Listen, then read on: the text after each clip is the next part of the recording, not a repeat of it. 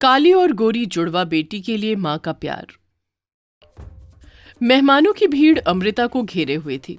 उसकी गोद भराई चल रही थी, जहां उसकी एक सहेली प्रिया उसे कहती है, अरे वाह अमृता, तेरे चेहरे पर तो एकदम ब्राइडल दुल्हन जैसा निखार चढ़ा है। भाई तू है भी तो दूध जैसी गोरी चिट्टी सुंदर, और मैंने तो सुना है कि बच्चे बिल्कुल माँ पर जाते हैं। इसका मतलब तेरे आने वाले बच्चे भी दूध से सफेद होंगे। अपने गोरे रंग रूप का बखान सुनकर अमृता इतरा कर बोली, भगवान ने मुझे इतना सुंदर बनाया है, मुझे तो बस गोरी सी सुंदर सी बेटी चाहिए। और अगर काला बच्चा हुआ तो? ये सुनकर अमृता भद्दा सा मुंह बनाकर बोली, काले बच्चे का तो सवाल ही पैदा नहीं होता, बिकॉज मुझे काले रंग से नफरत है, नफरत। भगवान ने अमृता को रचकर सुंदरता दी थी और गोरा दूधिया रंग, तिरछे नैन नक्श, इसलिए उसे अपने गोरेपन पर बहुत गुमान था। गुजरते दिन के साथ अमृता को दर्द शुरू हो जाता है। आ आ आ आ थोड़ी देर में अमृता एक गोरी बेटी को जन्म देती है और कराहते हुए भी एक ही शब्द पूछती है, डॉक्टर, डॉक्टर मेरी बेटी गोरी तो है ना?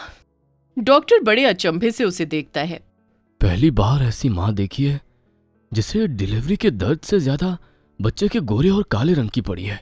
अमृता एक नहीं बल्कि 2 जुड़वा बेटियों को जन्म देती है, जिसमें एक गोरी और दूसरी बहुत काली होती है। डॉक्टर, कहाँ है मेरी दोनों जुड़वा बेटियां? मैं उन्हें देखना चाहती हूँ। जी, ये रही आपकी बेटियां। गोरी बेटी को देखकर तो अमृता फूली न समाई, मगर अपनी काली बेटी को देखते ही उसने उसे गोद से झटक दिया। अमृता, पागल हो गई हो? अगर अभी मैंने संभाल ना लिया होता तो गुड़िया गिर जाती। नहीं नहीं, ये इतनी काली कलूटी मेरी बेटी नहीं हो सकती। ये तुम कैसी बातें कर रही हो अमृता? तुमने इसे जन्म दिया है और बच्चे चाहे काले हो या गोरे, माँ के लिए दोनों बराबर होते हैं। अपने पति आनंद के लाख समझाने पर भी अमृता अपनी काली बेटी को स्वीकार नहीं करती, जबकि सारा लाड प्यार वो अपनी गोरी बेटी पर जताती। अमृता ने अपनी गोरी बेटी को लाव्या नाम दिया, वहीं आनंद ने काली बेटी को सांच नाम दिया। गुजरते वक्त के साथ दोनों 7 साल की हो गई। दोनों जुड़वा थी, इसलिए उनकी शक्ल भी मिलती जुलती थी। दोनों के बीच बड़ा प्यार था, साथ में स्कूल जाना, एक साथ खेलना कूदना, जिसे देखकर अमृता को चिढ़न होती। लाव्या, तुम अपने चेहरे पर क्या लगाती हो जो तुम्हारा चेहरा चांद की तरह चमकता है? देखो सांच, माँ ने ये क्रीम पाउडर लाकर दिया है, मैं यही लगाती हूँ, लो तुम भी लगा लो। लाव्या ने जैसे ही क्रीम काली बहन को दिया, इतने में अमृता गुस्से में आकर क्रीम छीन लेती है और अपने मन की भड़ास निकालने लगती है। काली कलूटी बैगन लूटी, तुझे क्या लगता है री? तू मेरी बेटी की देखा देखी करके गोरी हो जाएगी? कभी नहीं, काली माई ही रहेगी। अपने प्रति अपनी माँ की कड़वाहट को देखकर सांझ बिलक बिलक कर रोने लगी। आप मुझसे इतनी नफरत क्यों करती हो? मैं भी तो आपकी बेटी हूँ। ये कहते सांझ ने अपनी माँ का आंचल छुआ, तभी उसने उसे दूर धकेल दिया। दूर हट मुझसे, नासपीटी कहीं की। सांझ, सांझ तुम ठीक तो हो? उठ मेरी बहन। लव्या अपने हाथों से उसे मलहम लगाती है। इसी तरह दिन महीने साल बीतते गए, मगर अमृता के मन में अपनी काली जुड़वा बेटी के प्रति बसी हुई नफरत कभी नहीं घटी और 18 साल बीत गए। अमृता की दोनों जुड़वा गोरी और काली बेटी अब 25 साल की हो गई, वहीं अमृता 45 साल की। माँ, माँ कहाँ हो आप? अरे यहाँ हूं मैं। देखो, मैंने कॉलेज में 2nd क्लास पास किया है। अपनी गोरी बेटी के 2nd आने पर अमृता का मन खुशी के मारे गदगद हो गया। अरे भगवान तुझे खूब तरक्की दे। वैसे भी भगवान ने तुझ में कोई कमी नहीं दी है। रूप है, रंग है और पढ़ने लिखने में भी इतनी होशियार है मेरी लव्या। अमृता का मुंह अपनी गोरी बेटी की तारीफें करते कभी नहीं थकता था। वहीं सांझ भी हल्की सी मुस्कुराहट लिए आई। माँ, मैंने कॉलेज में 1st क्लास से पास किया है, मुझे आशीर्वाद दो। पर अपनी काली जुड़वा बेटी के प्रथम आने पर अमृता जल भुन गई। उसके चेहरे की खुशी जैसे एक पलछिन में छिन गई। तभी पिता आनंद ने गर्व जताते हुए कहा, जीती रहे सांझ, मुझे तुझ पर नाज है। दोनों की पढ़ाई पूरी होने के बाद अब उनके लिए रिश्ते ढूंढे जाने लगे, मगर सांझ के कालेपन के कारण 2 रिश्ते टूटने के बाद अमृता का मन खट्टा हो गया और वो खुद में बड़बड़ाने लगी। पता नहीं कौन थामेगा इस काली कलूटन का हाथ, नाक कटवा कर रख दी। अब तो बस कोई भी गरीब घरवर देखकर इस कल्लू माई को रफा दफा कर दूंगी और उसके बाद अपनी लाव्या की शादी धूमधाम से बड़े घर में करूंगी। अमृता ने गायत्री के बेटे चंदन से गरीब सांझ का रिश्ता कर दिया, जिस पर आनंद ने आपत्ति जताते हुए कहा, अमृता, तुम माँ हो या दुश्मन? तुम मेरी सांझ की शादी नहीं कर रही हो, बल्कि उसे गरीब घर में ढा रही हो। तभी अमृता झूठ मूठ का रोना रोकर बोली, अरे तो मैं और क्या करती, तुम्हारी इस काली कलूटी लाडली को कोई पसंद भी तो नहीं कर रहा था। मैं जुबान दे चुकी हूँ, अब अगर ये शादी नहीं हुई तो मैं अपनी जान दे दूंगी। आप चिंता मत कीजिए माँ, आपने जहाँ मेरी शादी तय की है मैं वहीं शादी करूंगी, जैसा आप चाहेंगी वैसा ही होगा। ये कहते कहते अमृता की काली बदकिस्मत बेटी उसके पैरों में सिसक सिसक कर रोने लगी। खर्चे से बचने के लिए एक मामूली सी बारात घर में 4 लोगों में शादी कर दी गई। यहाँ तक कि उसकी प्यार भरी विदाई भी हो रही थी। बाबा, बाबा। जा मेरी बच्ची, भगवान करे तेरे ससुराल में तुझे हर खुशी मिले। अच्छा माँ, मैं चलती हूँ। सांझ टूटा मन लिए अपने गरीब ससुराल आ गई, जहां गायत्री ने उसका दिल से स्वागत सत्कार किया। आओ दुल्हन, ये हम गरीबों का सौभाग्य है जो तुम इस घर की लक्ष्मी बनकर आई हो।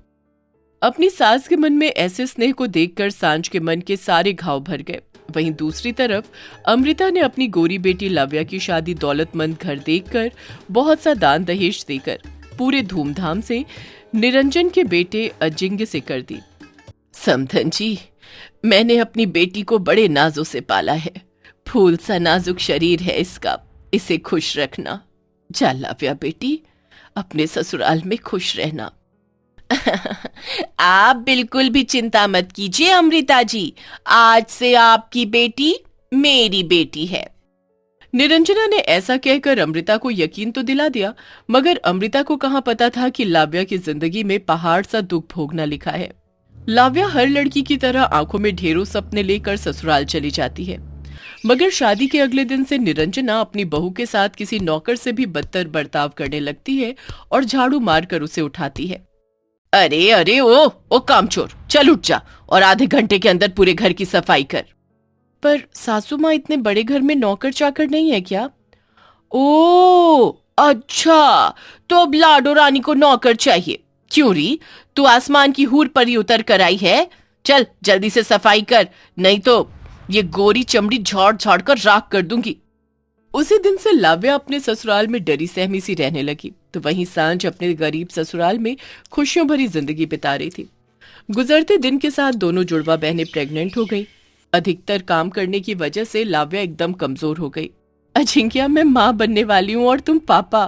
तो क्या करूं? नाचूं? हाँ, तुम क्या दुनिया की पहली औरत हो जो बच्चा पैदा करोगी? तभी निरंजना ने अपनी बहू को धमकाते हुए कहा, कान खोलकर सुन ले बहू रानी, होगी तू अपने घर की राजकुमारी, पर ये तेरा ससुराल है, और जरा भी ये मत सोचना कि तू प्रेग्नेंट है तो मैं घर में नौकर रखूंगी। सब कुछ तुझे ही करना पड़ेगा। आज तो चूल्हे से कुछ ज्यादा ही धुआं उठ रहा है। अरे बहू, मैं खाना बनाती हूँ, देख तुझे धुआं लग रहा है। ये तेरे और तेरे होने वाले बच्चे के लिए बिल्कुल भी ठीक नहीं। गायत्री अपनी बहू को हटाकर खुद चूल्हा फूंकने लगती है। तभी चंदन सर से पांव तक मिट्टी में सना हुआ गमछे में इमली और कैरी लेकर आता है। ये लो सांझ, तुम्हें कैरी खाने का मन कर रहा था ना, देखो मैं तुम्हारे लिए ले आया हूँ, और ये गरम गरम जलेबी भी छनवा कर लाया हूँ। शुक्रिया चंदन जी। वहीं लाव्या की सास और पति उसे मारपीट कर भगा देते हैं। लाव्या, मेरी बच्ची, ये सब क्या है? क्या हुआ है? वो अपनी माँ को रोते हुए सारी बात बताती है।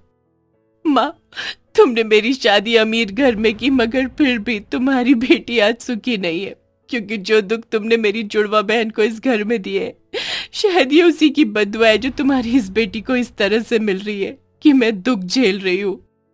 अपनी बेटी की बात सुनकर अमृता अपनी करनी को सोचने लगती है और सांझ को सम्मान के साथ उसके ससुराल लेने जाती है। समधन जी, मैं अपनी बेटी को लेने आई हूँ। हमारे यहाँ बेटी का पहला बच्चा उसके मायके में होता है। ये सुनकर सांझ रो पड़ती है। माँ, घर चल बेटी, तेरी माँ तुझे लेने आई है। अमृता अपनी दोनों बेटियों की एक समान देखभाल करती है और सांझ को खूब प्यार देती है। वहीं थोड़े दिन बाद निरंजना को अपनी गलतियों का एहसास हो जाता है और वो भी लाव्या को इज्जत के साथ लेकर जाती है।